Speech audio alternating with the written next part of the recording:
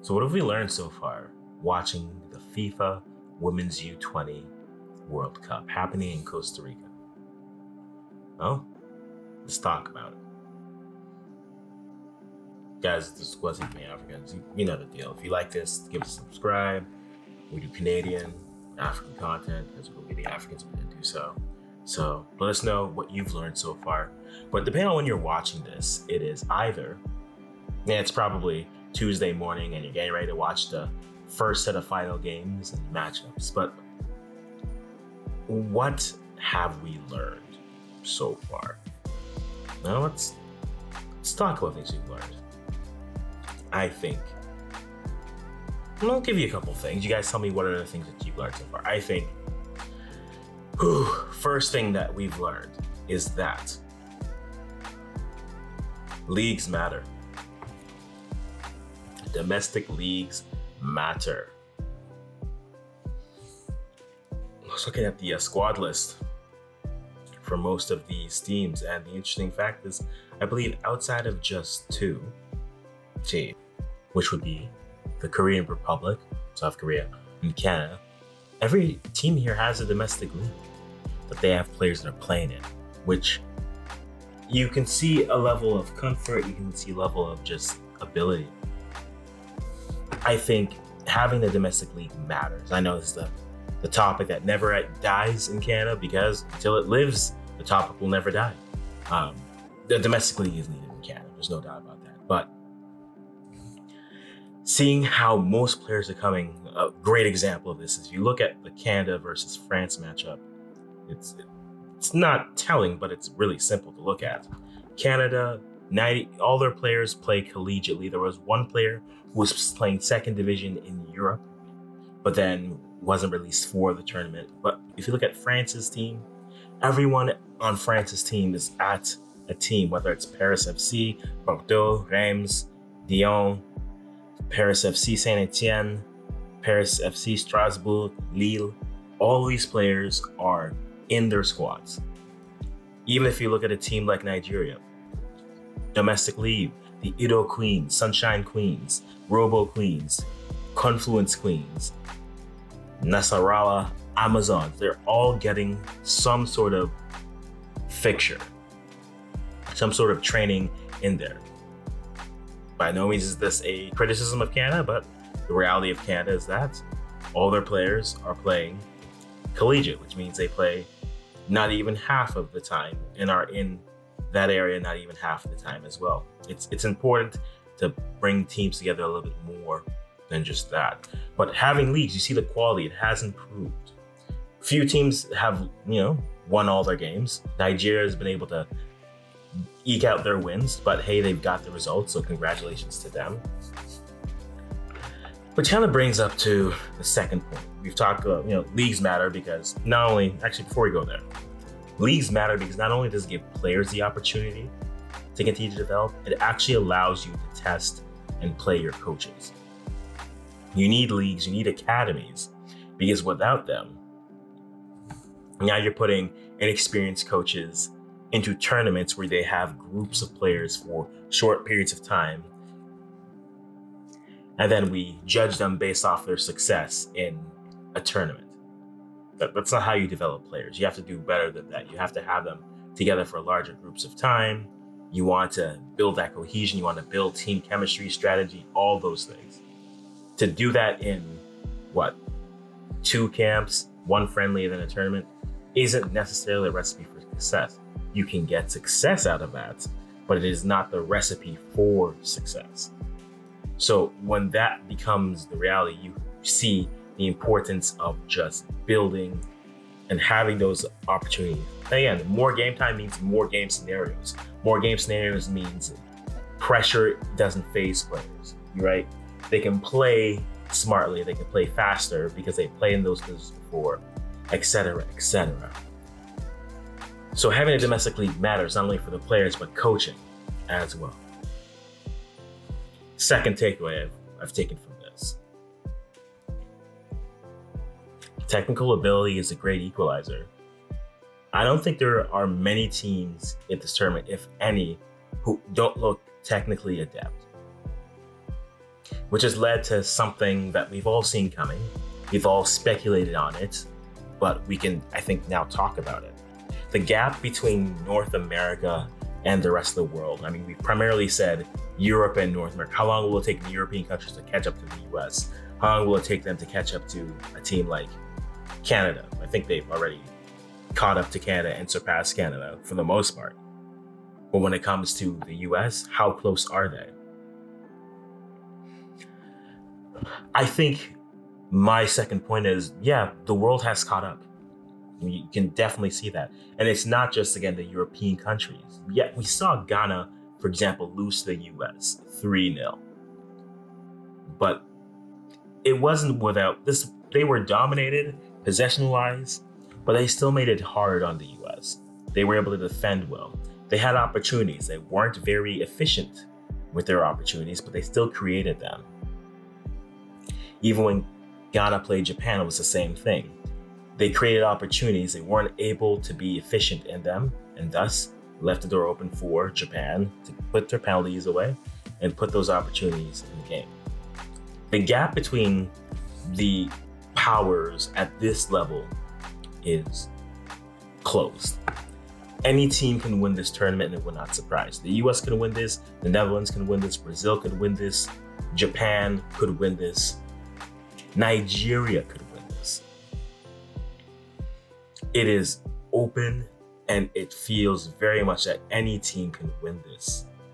The gap is closed, and we're seeing that come from having players in academies, players playing around. There's a counterpoint somewhere that says, I do wonder if the way of getting players into college and universities is the best way forward, because you have 3 teams whose players primarily are in universities, academic institutions playing. Korea has done that and they look good to move on to the next round. They currently sit in 3rd. So not out of it, they play France in their next matchup in a winner take all. Whoever wins that matchup, they go on. If it ends in a draw, France moves on more than likely. You have the US, who are in 3rd as well, after beating Ghana, then losing to the Netherlands 3-0, and they play Japan coming up in that matchup. And then you have Canada, who are last, and probably of those 3 teams have looked probably the weakest. Still good promising players there, but just haven't been able to put it all together in a matchup for 90 minutes, let alone 45. The gap has closed. Now, once we get to the senior levels, yes, there is still like that gap. And I've been on record of saying, I think after this 2023 World Cup, I think it is always going to be open as to who's going to win it. I think many teams in Europe have caught up. African teams are closing the gap as well. Asian teams have had their storybook run. We saw that with Japan making 2 consecutive finals, winning 1, and then also falling in 1, 11 and 15. But the gap is closing, and on a senior level, it will come down to how quickly they go, which again, like I said before, I do wonder what that does for actual academies versus college and universities. Because if that gap closes, if you go to a collegiate university, college, are you going to develop the same way? Yes, the education aspect is a very important thing, there's no doubt about that. But if you're looking at it from a strictly football standpoint, are you better off going to a university for 3 to 4 years and then going pro, get an education? Or are you better off going into just getting into an academy, getting into a club that can develop you, and then using that as your education? Doesn't mean you don't have to do education, but from a strictly football standpoint, what puts you in a better position to succeed? That is the question. That is honestly a very good question. And what other things have we learned so far? We've learned that when it comes to just teams overall, Costa Rica's done a good job to host. I mean, I need to give them their credit. They've done a good job hosting until someone comes to the chat and says, hey, what about us? They didn't do this, or Costa Costa Rica's done a good job hosting. I've enjoyed it. The presentation, I've loved how they rallied behind their girls. Unfortunately, haven't been able to win. Probably the goal of the tournament, no doubt about it, to me. Those are a couple things. Guys, let me know what you've learned so far, whether that you're supporting the team or not. Now let's get back into what's going on. If you're watching this on Tuesday or Wednesday, things are up for grabs. So right now, here's how things stand. You have Spain and Brazil top of Group A, with Australia in third place. That's the big thing. The big matchup is going to be Australia versus Spain. Essentially, winner take all. Brazil is playing Costa Rica. That should probably not end well for them. But yeah, Australia versus Spain is the matchup. That's happening tomorrow. It's going to be an evening matchup. And again, they are playing both matchups at the same time so that no one can shave their scores and try to let someone in or out. So that's for Group A. Group B, you have Colombia and Germany at the top of their group, Mexico with 2 points, and New Zealand with 1 point. 3-2, 4-3-2-1 is how the points break down. Colombia, Germany, Mexico, New Zealand. Matchups are 5 p.m. Eastern. Keep that in mind. It's 5 p.m. Eastern, and then 8 p.m. Eastern are the matchups. Colombia is playing New Zealand, so 1 versus 4. And then Mexico is playing Germany. This is where we get into the doomsday scenarios. The doomsday scenario is if New Zealand beats Colombia, but then Germany and Mexico draw, you have 4 teams at 4. You have 3 teams at 4. And then it comes down to goal differential. And that's where it gets really tight because Colombia's only scored 1 goal. Germany has scored 3, Mexico has scored 1, conceded 1, New Zealand has conceded 4. So it gets interesting. You'd have to win in terms of points, but New Zealand would have to beat Colombia by a wide margin for that to work. So there's a 3-way tie possibility there. That's what's going on that day. Now, when we get to Wednesday, then we have the final group. Nigeria had 6 points. They've already advanced. There's nothing that can stop them from advancing. They have already advanced, which doesn't make sense to me, but apparently they've already advanced because both teams are at 6, and Nigeria is playing Canada. And there is a scenario where Nigeria, or if France and South Korea both win, no, they can't win. Right, that's why they've already advanced. My apologies. I misread this terribly. Nigeria is playing them, and then the winner is only going to get to 6 points. If you get the 4, it's just going to be, if it's a draw, France moves on. So with Nigeria playing Canada, Canada's playing for pride. Nigeria is playing to stay at the top of the group. And France and Korea, at this point, France is in the driver's seat as they have a +1 goal differential. They both do, but they have more goals than conceded. Right, France has 3 goals to 2, Korea has 2 goals to 1. So it's a winner take all there. If this ends in a draw, France has the upper hand. If Korea wins, they move on. If France wins, they move on. And Nigeria, they're already through. It's just a matter of not losing and then losing points. As long as they draw, they finish the top of their group. That matchup's happening on Wednesday, both 8 p.m. Eastern times. And then the last group, Group D, the intriguing group where all teams are technically still alive.